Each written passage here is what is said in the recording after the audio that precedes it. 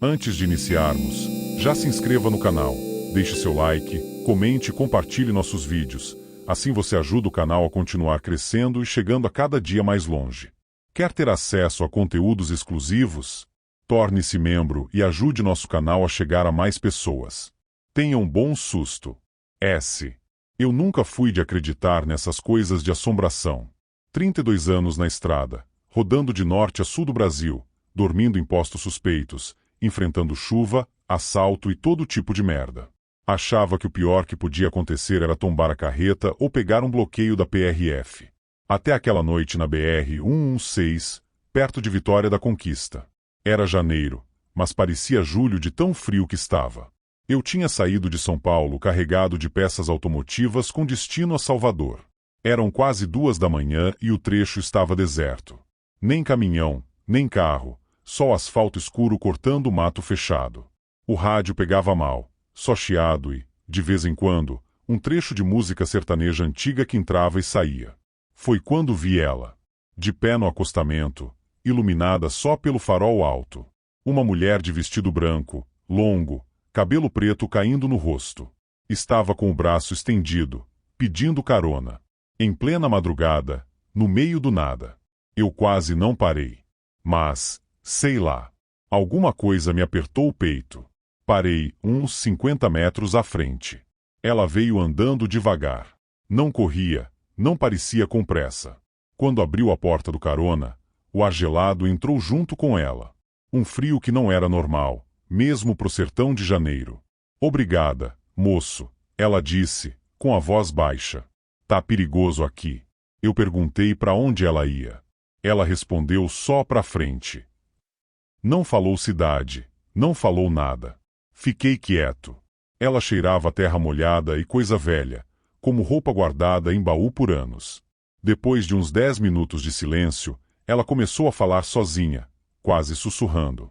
Meu marido também era caminhoneiro, sabia? Igualzinho, senhor. Mesma marca de caminhão. Mesma cor. Ele gostava de dirigir de noite. Dizia que era mais calmo. Senti um arrepio subir pela nuca. Olhei de lado. Ela estava olhando fixo para frente, as mãos pálidas no colo. As unhas tinham terra embaixo. Ele morreu aqui mesmo, continuou. Faz 7 anos. Capotou. Dizem que dormiu no volante. Mas eu sei que não foi isso. O caminhão deu uma leve sacudida, como se tivesse passado por um buraco que eu não vi. O rádio, que estava mudo, de repente soltou um chiado alto e depois uma voz de homem cantando baixo, bem pertinho, como se estivesse dentro da cabine. A mulher sorriu. Um sorriso triste. Ele tá bravo hoje. Não gosta quando eu pego carona. Eu senti o suor escorrendo frio pela costela. Apertei o volante com força. Moça, qual é o seu nome? Ela virou o rosto para mim devagar. Pela primeira vez olhei direito para ela. Os olhos eram pretos demais. Não tinha branco. Só preto. Eu já morri, seu Antônio. O senhor não precisa saber meu nome. Eu nunca tinha falado meu nome para ela. Foi aí que eu pisei fundo. O motor roncou, mas o caminhão não ganhava velocidade direito. Parecia que algo segurava a carreta por trás. No retrovisor, eu vi faróis. Um caminhão igual ao meu, com o mesmo farol quebrado do lado esquerdo que eu nunca consertei, vinha colado na minha traseira. Sem placa. Sem motorista visível. A mulher começou a chorar, mas sem som. Só as lágrimas escorrendo. Ele não quer que eu vá embora. Diz que eu tenho que ficar aqui, esperando com ele, para sempre. Eu comecei a rezar tudo que minha mãe me ensinou. O caminhão atrás encostou o para-choque no meu, empurrando. A cabine inteira tremeu. O relógio do painel piscou e parou nas 3h33. Quando eu olhei para o banco do carona de novo, ela não estava mais lá. Só o cinto de segurança balançando devagar, como se alguém tivesse acabado de sair. O caminhão de trás sumiu também. Eu rodei mais 40 quilômetros sem parar, tremendo inteiro. Quando cheguei no primeiro posto, desci e olhei a traseira da carreta. Tinha marcas de pneu pretas, recentes, bem no engate. Marcas que não eram minhas. Até hoje, quando passo por aquele trecho, eu sinto. Às vezes, de madrugada, O rádio liga sozinho e toca aquela mesma música sertaneja antiga. E eu juro por Deus que ouço uma voz de mulher sussurrando do banco de trás. Obrigada pela carona, seu Antônio. Eu nunca mais parei para ninguém na estrada. Nunca mais. E nunca mais durmo direito. Meu nome é Renato, tenho 46 anos e trabalho como caminhoneiro há mais de 20 anos. Já rodei praticamente todas as rodovias do Brasil. Quem vive na estrada sabe que existem histórias demais para serem coincidência.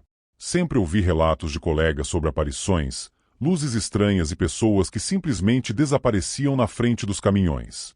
Eu ria de tudo isso. Até acontecer comigo. Era uma viagem comum. Eu havia carregado uma carga de alimentos em Uberlândia e seguia durante a madrugada por uma rodovia pouco movimentada em direção ao interior de Goiás. Chovia fino, aquele tipo de garoa que deixa o asfalto brilhando como um espelho. Por volta das 2:30 da manhã, o rádio começou a falhar. Primeiro vieram pequenos estalos, depois um chiado constante. Pensei que fosse interferência. O GPS também travou ao mesmo tempo. Foi então que vi uma mulher parada no acostamento. Ela usava um vestido branco muito antigo e segurava algo junto ao peito. Parecia um bebê enrolado em um pano. Ela não fazia sinal pedindo carona. Apenas estava ali, completamente imóvel, olhando para o caminhão. Diminuí a velocidade por instinto. Quando passei por ela, olhei pelo retrovisor. Ela havia sumido. Nem tive tempo de pensar muito. Uns 5 quilômetros depois, lá estava ela de novo. Na mesma posição. Mesmo vestido. Mesmo bebê. Meu coração acelerou. Parei no acostamento e desci para verificar se havia alguma entrada de fazenda ou alguma casa próxima. Não existia absolutamente nada. Apenas mato dos dois lados da estrada. Quando subi novamente na cabine, senti um cheiro muito forte de terra molhada. Olhei para o banco do passageiro. Havia marcas de água no estofado. Como se alguém encharcado tivesse acabado de sentar ali. Meu corpo inteiro gelou. Fechei a porta rapidamente, liguei o caminhão e segui viagem. Poucos minutos depois, ouvi um som baixo. Parecia alguém embalando uma criança. Era um murmúrio quase inaudível. Uma canção de ninar. Olhei para todos os lados da cabine. Não havia ninguém. Desliguei completamente o rádio, achando que o som vinha dali. Mas a música continuou. Baixinha. Lenta. Cada vez mais próxima. Passei a dirigir olhando mais para dentro da cabine do que para a estrada. Foi quando senti o banco do passageiro afundar lentamente. Como se alguém muito leve tivesse acabado de se acomodar. O caminhão balançou discretamente para a direita. Olhei. O banco estava vazio, mas continuava afundado. Como se uma pessoa invisível estivesse sentada ali. Não consegui respirar por alguns segundos. Pisei fundo no acelerador. O motor respondeu, mas logo em seguida perdeu força sozinho. A velocidade caiu de 90 para 40 km por hora. Nenhuma luz de falha apareceu no painel. Então ouvi uma voz. Bem perto do meu ouvido. Você viu meu filho? Era uma voz feminina. Fraca. Triste. Mas completamente nítida. Virei a cabeça num reflexo. Não havia ninguém. Quando olhei novamente para a estrada, quase bati em uma árvore caída parcialmente sobre a pista. Consegui desviar por centímetros. Parei alguns metros adiante completamente tremendo. Desci do caminhão para tentar recuperar o fôlego. A chuva havia parado. O silêncio era absoluto. Foi então que notei pegadas molhadas. Elas começavam exatamente ao lado da porta do passageiro. E seguiam para dentro do mato. Não vinham do mato para o caminhão. Saíam dele. As pegadas desapareciam depois de uns 15 metros, como se a pessoa simplesmente tivesse deixado de existir. Voltei correndo para a cabine e continuei viagem até encontrar um posto de combustível. Cheguei completamente pálido. O frentista perguntou se eu estava passando mal. Contei tudo. Ele ficou em silêncio por alguns segundos. Depois perguntou onde exatamente aquilo havia acontecido. Expliquei o trecho da rodovia. Ele respirou fundo. Disse que muitos caminhoneiros relatavam a mesma mulher. Segundo moradores da região, muitos anos antes, uma mãe viajava de ônibus com um filho pequeno durante uma tempestade. O veículo sofreu um grave acidente. O bebê nunca foi encontrado. Dizem que, desde então, ela aparece nas madrugadas procurando a criança. Achei que fosse apenas uma lenda criada para assustar viajantes. Até que o frentista perguntou uma coisa que me fez perder o chão. Ela ainda segurava o bebê? Respondi que sim. Ele ficou completamente branco. Então disse: todos os outros caminhoneiros dizem que ela aparece com os braços vazios. Só você viu uma criança. Naquele momento senti um frio impossível de explicar. Voltei ao caminhão decidido apenas a terminar a viagem. Assim que sentei no banco do motorista, percebi algo preso ao cinto de segurança do passageiro. Era um pequeno sapatinho infantil. Velho. Encharcado. Coberto de barro. Eu nunca tinha visto aquele objeto antes. Joguei o sapatinho no lixo do posto e fui embora sem olhar para trás. Mas a história não terminou ali. Até hoje, sempre que passo por aquele trecho durante a madrugada, o rádio desliga sozinho exatamente no mesmo quilômetro. O cheiro de terra molhada invade a cabine. E, por alguns segundos, o banco do passageiro afunda lentamente, como se alguém estivesse viajando comigo outra vez. Desde então, existe uma regra que nunca mais quebrei. Se vejo alguém parado sozinho naquela estrada durante a madrugada, eu continuo dirigindo, porque nunca mais consegui ter certeza de que quem está pedindo ajuda ainda pertence ao mundo dos vivos. Meu nome é Valdir, tenho 52 anos e rodo no trecho desde os meus 20. Já puxei de tudo: grão, gado, maquinário pesado. Não sou homem de me assustar com assombração de posto de combustível ou conversa fiada de rádio peixes. Para mim, o perigo sempre teve cara de pista esburacada, assalto ou cansaço no volante. Mas o que me aconteceu na BR-163, no trecho entre Mato Grosso e o Pará, mudou completamente a minha forma de olhar para o asfalto. Era meados de março. Eu estava descendo com uma carga de soja. O caminhão era um Volvo FH Bitrem pesado. Passava das 2h30 da manhã e o trecho ali era um breu só, sem sinal de celular, sem postos abertos por quilômetros, apenas a linha amarela da rodovia sendo engolida pelos meus faróis e a mata fechada dos dois lados. O cansaço estava batendo, mas eu precisava entregar a carga no porto logo cedo. Liguei o rádio de faixa cidadã, PX, para ver se achava algum colega de trecho para ir conversando e espantar o sono. QRA Valdir na escuta. Algum companheiro modulando na região da 163? Como tal visual para frente? Só veio estática. Um chiado grosso, contínuo, que parecia chiar no ritmo da minha própria respiração. Desliguei o rádio. Foi aí que olhei pelo retrovisor esquerdo. Bem longe, na linha do horizonte, surgiram 2 pontos de luz. Eram faróis antigos, daquela cor amarela forte, bem diferente dos LEDs modernos. Em menos de 2 minutos, o veículo colou na minha traseira. Era um caminhão antigo pelo formato da cabine, pareciam daqueles Mercedes-Benz jacaré dos anos 70. O motorista não pedia passagem, não piscava o farol alto. Ele apenas mantinha uma distância de menos de 1 metro da minha última carroceria. Aquilo começou a me irritar. Dar uma freada brusca com um Bitrem carregado seria suicídio para ele, então liguei a seta para a direita, diminui o ritmo e dei espaço para ele passar. O caminhão não passou.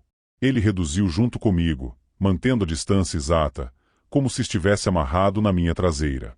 Decidi acelerar para me distanciar daquele maluco. O Volvo respondeu bem, o motor roncando forte. Subi para 90 km por hora, uma velocidade alta para aquele trecho à noite. Olhei para o lado e vi uma placa azul na beira da estrada. Posto Alvorada, 5 km. Fiquei aliviado. Pensei em encostar lá, tomar um café e deixar o caminhão de trás seguir viagem. Andei mais de 10 minutos. A 90 km por hora, eu já deveria ter passado pelo posto há muito tempo. De repente, meus faróis iluminaram a mesma placa azul. Posto Alvorada, 5 km. Minha espinha gelou. Eu tinha certeza absoluta de que já tinha passado por aquela placa. 5 minutos depois, o cenário se repetiu. A mesma curva acentuada, a mesma árvore caída no acostamento e a mesma placa azul. A estrada tinha entrado em um loop perfeito.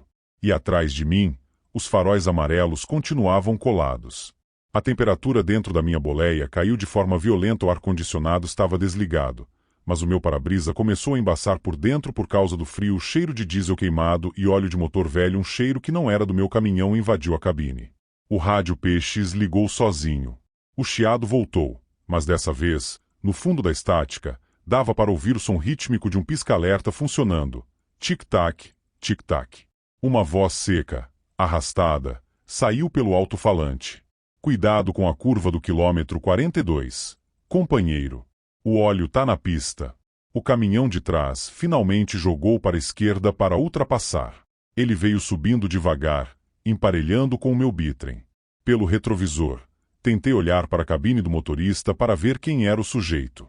Quando a cabine dele alinhou com a minha janela, eu olhei para o lado. Não havia motorista. O volante do caminhão antigo girava sozinho, de um lado para o outro, em movimentos bruscos. Mas o pior não foi isso. O caminhão que estava me ultrapassando não tinha lataria pintada. Ele estava completamente retorcido, queimado, com o teto esmagado contra o painel, como se tivesse sofrido uma colisão frontal terrível a mais de 100 km por hora. A fumaça que saía do motor dele não era branca nem preta. Era uma névoa cinzenta que parecia viva, colando nas minhas janelas. No para-brisa estraçalhado do caminhão fantasma, grudado por dentro do vidro, havia um terço de madeira idêntico ao que eu carrego pendurado no meu retrovisor central. Na lataria retorcida da porta, deu para ler a pintura velha e descascada com o nome da empresa. Era o meu próprio nome. O caminhão era o meu reflexo, só que destruído. O caminhão fantasma jogou para cima de mim com tudo, tentando me empurrar para fora da pista. Direto para a ribanceira, o rádio Peixes deu um estalo ensurdecedor e a voz repetiu, gritando. A curva do 42. Valdir. Joga para o acostamento. Por puro instinto de sobrevivência, em vez de tentar brigar pelo espaço na pista, pisei tudo no freio e joguei o bitrem para a terra do acostamento da direita. O caminhão rabiou, a soja balançou e o barulho dos pneus arrastando na brita quebrou o silêncio da noite. Quando o caminhão parou, o silêncio voltou de uma vez. O ar frio sumiu da cabine. Olhei para a esquerda, para a pista. Não havia caminhão nenhum. Os faróis amarelos tinham desaparecido. Olhei para frente e os meus faróis iluminavam o chão. Eu estava parado a menos de 2 metros de uma cratera imensa na pista, provocada por uma erosão recente da chuva que havia engolido metade do asfalto exatamente no início de uma curva fechada. Se eu não tivesse jogado o caminhão para o acostamento naquele exato segundo, o bitrem teria caído direto no vão, capotando o caminhão na ribanceira. O dia amanheceu enquanto eu esperava a polícia rodoviária chegar para sinalizar o buraco. Quando o sol bateu no meu retrovisor esquerdo, notei uma coisa. O vidro estava marcado com a silhueta de uma mão grande, feita de fuligem preta de queimado, pelo lado de fora da cabine. Ainda puxo carga pelo Brasil, mas agora, se o relógio bate 2 da manhã e o rádio Peixes começa a chiar sem motivo, eu procuro o primeiro posto iluminado, puxo o freio de mão e só saio dali quando o sol estiver bem alto no céu, porque na estrada, às vezes, o que te assombra é a única coisa que sabe o que vem pela frente. Eu me chamo Walter, tenho 48 anos e rodei o Brasil inteiro por mais de 25 anos. Sempre disse que estrada é como mulher, quanto mais você conhece, mais ela te surpreende.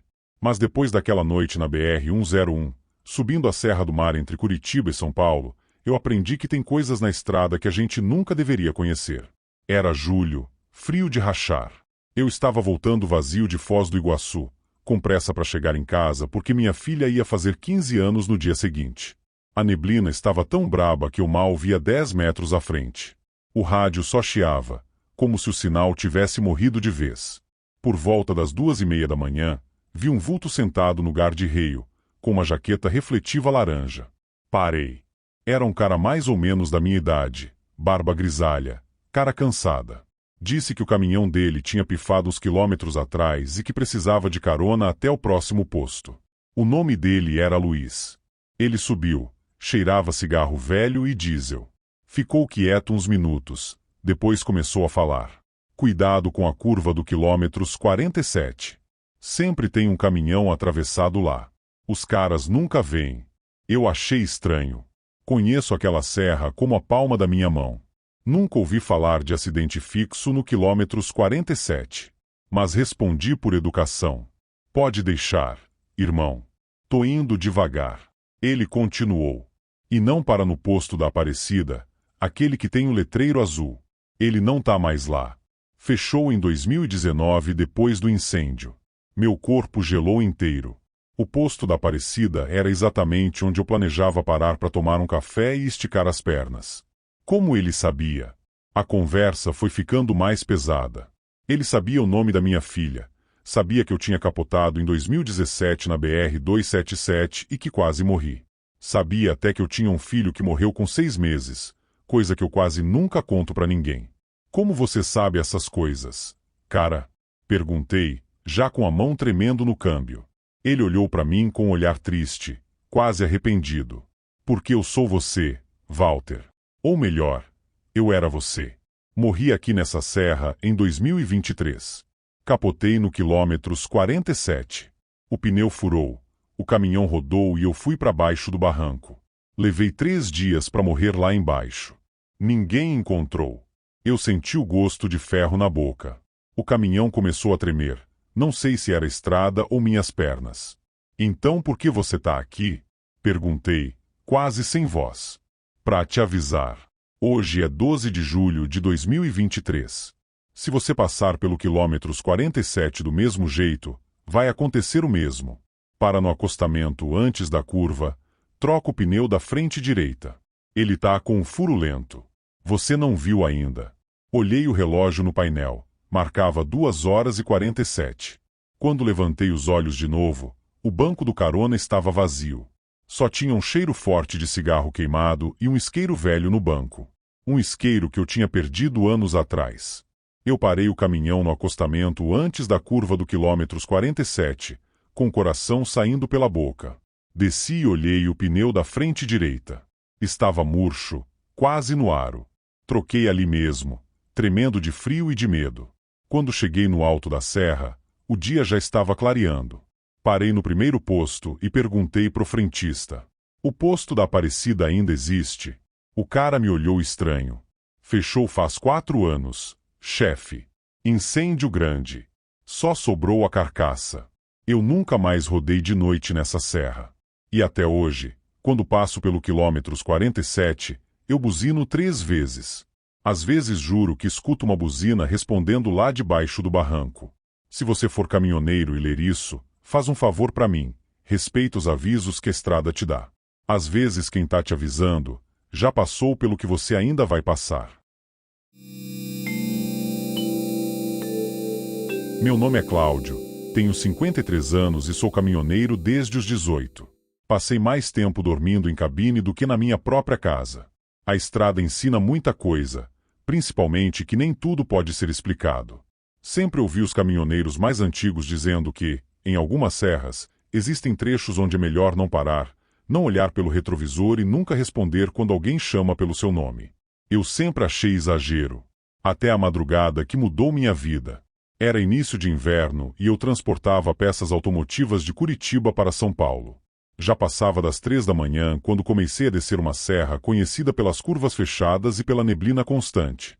Não havia praticamente nenhum veículo na estrada. Só meu caminhão, o som do motor e uma cortina espessa de nevoeiro. De repente, o rádio peixe chiou. Caminhão branco. Reduz a velocidade. Olhei o visor. Nenhum canal estava ativo. O rádio deveria estar completamente desligado. Mesmo assim, a voz voltou. Você não está sozinho. Desliguei o aparelho da tomada e continuei dirigindo. Alguns minutos depois, senti um impacto leve na carreta. Pensei que tivesse passado sobre um pedaço de pneu. Olhei pelos espelhos. Nada. Mais alguns quilômetros. Outro impacto. Dessa vez mais forte. Parecia que alguém havia pulado na plataforma da carreta. Parei no primeiro recuo da serra e peguei a lanterna. Revirei toda a carreta. Nenhuma marca. Nenhum objeto. Nenhum sinal de que algo tivesse batido ali. Voltei para a cabine tentando convencer a mim mesmo de que era apenas a suspensão trabalhando nas irregularidades da pista. Assim que fechei a porta, ouvi passos. Lentos. Pesados. Sobre o teto da cabine. 1, 2, 3. Como se alguém estivesse caminhando exatamente acima da minha cabeça. Fiquei imóvel. Os passos seguiram até a parte de trás. Depois cessaram. Esperei alguns minutos antes de sair novamente. O teto estava completamente limpo. Sem marcas. Sem amassados. Sem pegadas. Resolvi continuar. A neblina ficou tão intensa que eu mal conseguia enxergar 20 metros à frente. Foi então que percebi uma sombra caminhando no meio da pista. Era um homem. Vestia uma antiga capa de chuva escura e um chapéu que escondia completamente seu rosto. Ele andava exatamente na direção do caminhão. Não fazia qualquer movimento para sair da frente. Buzinei várias vezes. Nada. Reduzi a velocidade. Quando estava a poucos metros dele, a figura desapareceu. Simplesmente deixou de existir. Não correu. Não pulou. Não entrou no mato. Ela sumiu. Passei pelo local olhando para todos os lados. Nada. O arrepio tomou conta do meu corpo inteiro. Alguns minutos depois, o painel apagou completamente. Velocímetro, contagiros, iluminação, tudo. Apenas os faróis permaneceram acesos. Ao mesmo tempo, senti um peso enorme atrás de mim. Como se alguém tivesse acabado de sentar na cama da cabine. Olhei pelo espelho interno. Escuridão. Mas havia uma silhueta. Parada. Imóvel. Não consegui distinguir o rosto. Apenas 2 olhos claros refletindo a pouca luz do painel. Fechei os olhos por um segundo. Quando olhei novamente, não havia mais ninguém. O painel voltou a funcionar sozinho. Respirei aliviado. Achei que finalmente tudo havia acabado. Foi aí que o rádio Peixes, ainda desligado da tomada, voltou a chiar. Dessa vez a voz parecia muito próxima. Não olhe no espelho esquerdo. Meu primeiro impulso foi justamente olhar. E foi o pior erro da minha vida. No retrovisor esquerdo, vi claramente um homem pendurado na lateral da cabine. As 2 mãos seguravam o suporte do espelho. O chapéu escondia seu rosto. Mas seus olhos estavam voltados diretamente para mim. Ele sorria. Um sorriso largo demais. Impossível. Pisei fundo no acelerador. O caminhão respondeu imediatamente. Quando olhei outra vez para o espelho, ele havia desaparecido. Dirigi sem parar até encontrar um posto de combustível já amanhecendo. Contei tudo para um senhor que abastecia um caminhão antigo. Ele ficou em silêncio. Depois perguntou: "Você olhou no espelho esquerdo, não foi?" Respondi que sim. Ele abaixou a cabeça. Disse que, décadas atrás, um caminhoneiro perdeu o controle naquela mesma serra durante uma madrugada de neblina. O caminhão despencou no barranco e nunca encontraram o corpo do motorista. Desde então, muitos dizem ouvir uma voz avisando para não olhar o espelho esquerdo. Os que obedecem nunca veem nada. Os que desobedecem encontram o homem pendurado na cabine. Alguns abandonaram a profissão depois disso. Outros nunca mais passaram por aquela estrada. Eu continuei viajando. Mas nunca mais durante a madrugada naquele trecho. Há poucos meses precisei cruzar a mesma serra outra vez. Era impossível desviar. Quando cheguei ao local, desliguei o rádio, respirei fundo e mantive os olhos fixos na pista. Mesmo assim, ouvi passos sobre o teto. Depois senti algo bater 3 vezes na porta da cabine. Toque, toque, toque. Segurei firme o volante e ignorei. Então a velha voz voltou. Calma. Baixa. Como se estivesse sentada ao meu lado. Ainda bem que você aprendeu. Até hoje, toda vez que desço uma serra durante a madrugada, eu cubro o retrovisor esquerdo com uma toalha. Pode parecer superstição, mas prefiro dirigir sem enxergar um espelho, do que voltar a encontrar aquele passageiro que nunca chegou ao destino.